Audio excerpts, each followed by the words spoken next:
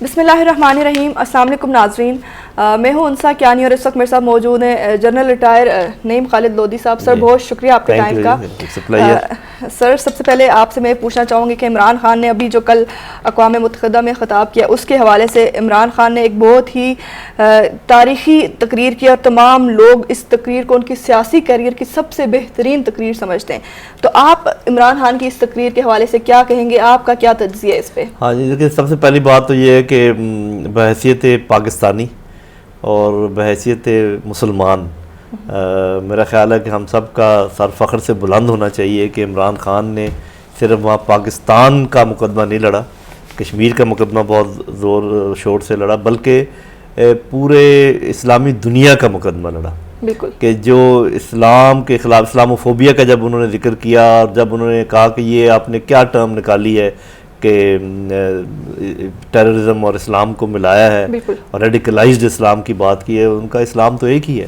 اور پھر انہوں نے یہ بڑا اچھے طریقے سے ثابت کیا کہ ریڈیکلائزیشن یا ٹیررسٹ جو ہوتی ہیں سینٹیمنٹس وہ تو کہیں بھی ہو سکتے ہیں, اور ان کی وجوہات کا بھی انہوں نے ذکر کیا کہ if you marginalize people, اگر آپ ان کو سپریس کریں گے تو پھر وہ آئے گا. اور پھر آپ دیکھیں کہ حضور صلی اللہ علیہ وسلم کی شان میں جو گستاخیاں ہوتی رہی تھی, کسی نے اس طریقے سے کھل کے گلوبل لیول پہ بات نہیں کی جیسے انہوں نے کی ہے. تو ایک اچھے مسلمان ہونے کا ثبوت دیا اور ایک اچھے پاکستانی ہونے کا ثبوت دیا, اور جو انہوں نے وعدہ کیا تھا کشمیریوں کے ساتھ کہ میں تمہارا سفیر بن کے جاؤں گا, تو میرا خیال ہے کہ ایسا سفیر کشمیریوں کو پہلے کبھی نہیں ملا. تو سب میرا خیال ہے کہ کشمیری بھی اس بات کو مانیں گے, پاکستانی بھی, کہ ہمیں شکر کرنا چاہیے کہ بڑے عرصے کے بعد ہمیں ایک ایسا لیڈر ملا ہے. اچھا سر, وزیر اعظم عمران خان نے کشمیر ایشو کو ہر فورم پہ زندہ رکھا ہے. وہ بے شک ان کی غیر ملکی جو چینلز ہیں ان کو انٹرویوز ہیں ہوں, ڈونلڈ ٹرمپ کے ساتھ ملاقاتیں ہوں, تھنک ٹینک سے ان کی خطاب ہو, یا امریکی صدر سے جو ملاقاتیں ان کی ہوتی رہی ابھی, کیونکہ اس دفعہ جب وہ گئے تھے 6 روزہ دورے میں انہوں نے تقریباً 70 ملاقاتیں کرنی تھی. تو تمام چیزوں میں انہوں نے کشمیر ایشو کو بہت زیادہ فوکس میں رکھا ہے اور اس پہ بہت زیادہ بات کی ہے. تو آپ کتنا کریڈٹ دیں گے عمران خان کو کہ انہوں نے کشمیر ایشو کو اس قدر ہائی لائٹ کیا ہے, ہر فورم پہ جو ہے نا اس پہ بات کی ہے؟ بالکل, میں سمجھتا ہوں کہ پچھلے 5-6 روز جو ان کے گزرے ہیں نیو یارک میں بہت ہیکٹک, بہت مصروف, اور پورا انہوں نے اس سے فائدہ اٹھایا, ایک منٹ کا جیسے کہیں فائدہ اٹھایا. مختلف فورمز پہ بات کی ہے, باہر جو ڈائسپورا ہے ان سے بات کی ہے. تو اور آپ نے دیکھا ہوگا کہ جو فارن ریلیشنز کا وہ ایک فورم تھا کونسل, بہت اچھا وہاں پر ان کا انٹرویو رہا. جو ٹرمپ کے ساتھ ملاقات تھی بہت, پھر جتنے important leaders of the world ہیں سب سے ملاقات ہوئی ہے. اور اس میں پھر وہ جو ملیشیا, ترکی اور پاکستان کا جو فورم تھا جہاں یہ موجود تھے تینوں سربراہ, وہ بہت امپورٹنٹ تھا. ایران کے سربراہ سے ملاقات ہوئی. تو میں سمجھتا ہوں کہ اور ہر جگہ کشمیر کا کوئی ایسا موقع نہیں تھا, کوئی ایسا فورم نہیں تھا جہاں پر کشمیر کا ذکر بڑے دبنگ طریقے سے انہوں نے نہ کیا اور ایکسپلین نہ کیا ہو کہ مسئلہ ہے کیا. صرف دیکھیں, صرف ریٹورک سے تو وہ کام نہیں بنتا, صرف جذبات, لوگ تو آپ کے جذبات میں انٹرسٹڈ نہیں ہے. تو ایک تو جو ہیومن رائٹس کے اینگل پیش کیا اس کا تو یہ فائدہ ہوا کہ جو پوری رائے عامہ ہے دنیا کی, چاہے وہ پولیٹیکلی ہمارے سٹانس سے اگری کرتے ہوں یا نہ کرتے ہوں, لیکن ہیومن رائٹس کا اینگل تو سب کو وہ ہے نا. تو میں سمجھتا ہوں کہ بہت اچھے طریقے سے پورا یہ جو پورا فارمیٹ اور پورا وقت انہوں نے جو استعمال کیا ہے بہت اچھا. صرف ایک چیز ہے کہ تقریر میں میرا خیال ہے کہ اگر وہ اس بات کا ذکر نہ بھی کرتے کہ ہم 1 سال سے یہ کر رہے ہیں اور پہلے والے لوگ کرپٹ تھے, تو وہ اس کے بغیر گزارا ہو سکتا تھا. لیکن جو انہوں نے دوسری بات کی کہ آپ امیر ملک جو ہیں وہ جو یہاں سے لے کر جاتے ہیں, منی لانڈرنگ کرتے ہیں, ہمارے چور, ان کو اپنا کیوں دیتے ہیں اور ان کے پیسوں کو آپ کیوں استعمال ہونے دیتے ہیں. یہ بھی ایک بڑا پوائنٹ ہے جس میں میرے خیال یو این او کو کچھ نہ کچھ کرنا چاہیے. سر وہ تو عمران خان نے جو بات کی اس میں تو تمام لوگ کہہ رہے ہیں انہوں نے پولیٹیکل سکورنگ کی, جا کے یہ بات کی کہ کرپشن والی, اور ہم نے یہ کیا ہے یہ اپنا 1 سال میں. تو یہ تو تمام لوگ کہہ رہے ہیں پولیٹیکل سکورنگ کے لیے انہوں نے یہ بات کی ہے. نہیں دیکھیں, پولیٹیکل سکورنگ اس چیز میں نہیں ہے.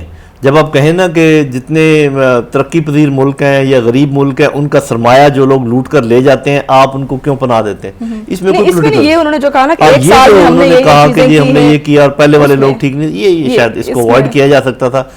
میرا خیال ہے کہ انٹرنیشنل فورمز جو ہے اس چیز میں انٹرسٹڈ نہیں ہوتے. اچھا سر، عمران خان نے بالکل اس جا کے یو این میں جو خطاب کیا بہت ہی جارحانہ انداز میں کشمیر ایشو پہ بات کی ہے، اور انہوں نے ان کا یہ کہنا کہ بھارت سے 7 گنا چھوٹے ہیں تو یا تو سرنڈر کریں یا جنگ کریں، ہم لا الہ کو ماننے والے ہیں تو ہم کشمیریوں کی آزادی کے لیے آخری حد تک لڑیں گے. تو وزیر اعظم نے ایک دفعہ پہلے بھی وہ جا کے یہ بات کہہ چکے ہیں، ابھی دوبارہ انہوں نے یہ بات کیا کہ ہم اپنے آخری گولی، آخری سانس اور آخری سپاہی تک کشمیر کے لیے لڑیں گے. تو آپ ان کے اس بیان کو کتنا، میرا خیال ہے بڑا اہم بیان تھا.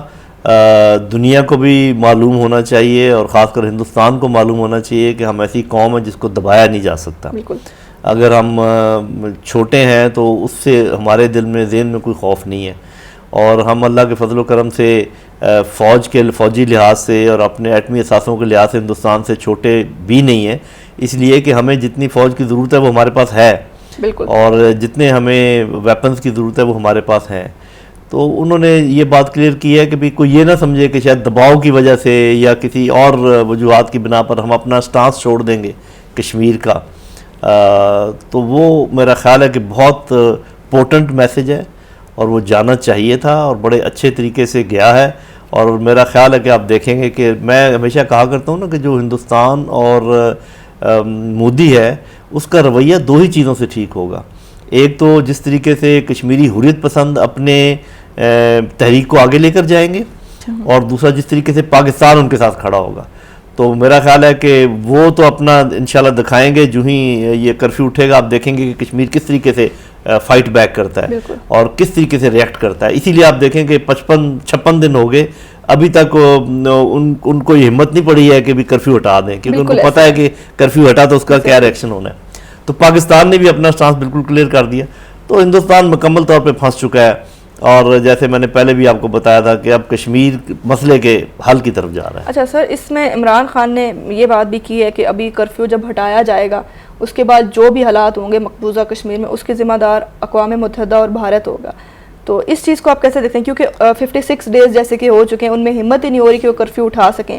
اس میں آئی تھنک میرے مائنڈ میں تو یہ چیز آتی ہے ایک عام عوام، ایک عام شہری ہونے کے ناطے سے، کہ شاید وہ کرفیو اس لیے اتنا زیادہ ٹائم لگا رہے کہ وہاں سے گرفتاریاں کر لیں، پھر تاکہ جب وہ کرفیو ہٹائیں بھی تو ان کے پاس وہاں پہ اتنی طاقت نہ ہو وہاں پہ کہ لوگ مزاحمت کر سکیں. تو اتنے ڈیز کرفیو کو ہو گئے، اس کے باوجود کرفیو نہیں ہٹایا جا رہا، اور عمران خان نے کھلے عام الفاظ میں یہ کہا ہے کہ جب کرفیو ہٹایا جائے گا اور اس کے بعد جو بھی حالات ہوں گے وہ ورسٹ بھی ہو سکتے ہیں، اس کی ذمہ دار اقوام متحدہ ہوگی، پوری دنیا ہوگی، بھارت ہوگا. اس پہ آپ کیا کہیں گے؟ جی انہوں نے کرفیو کے فوراً بعد بلڈ شیڈ کا ذکر بھی کیا اور سب کچھ. دیکھیں میں سمجھتا ہوں کہ ایک چیز جو ہے وہ ہمیشہ کے لیے تبدیل ہو چکی ہے، اور وہ یہ ہے کہ پہلے دنیا یہ کو باور کروایا تھا ہندوستان نے کہ جو کچھ ہو رہا ہے مقبوضہ کشمیر میں وہ ٹیررزم ہے بالکل یا اس کے زمرے میں آتا ہے. اب یہ چیز تو کلیئر ہو گئی ہے کہ ہمارے فارن آفس کو اس کا ہمیں کریڈٹ دینا چاہیے، عمران خان کو اس کا کریڈٹ دینا چاہیے کہ اب دنیا کو یہ پتہ چل گیا کہ وہ فریڈم موومنٹ ہے، اور جتنا یہ پرولونگ کر رہے ہیں کرفیو کو اتنا دنیا زیادہ اس کو سمجھے گی کہ بھی وہ لوگ ابھی اپنے فریڈم کے لیے جدوجہد کریں گے. تو ایک تو یہ بڑی چینج آ گئی ہے.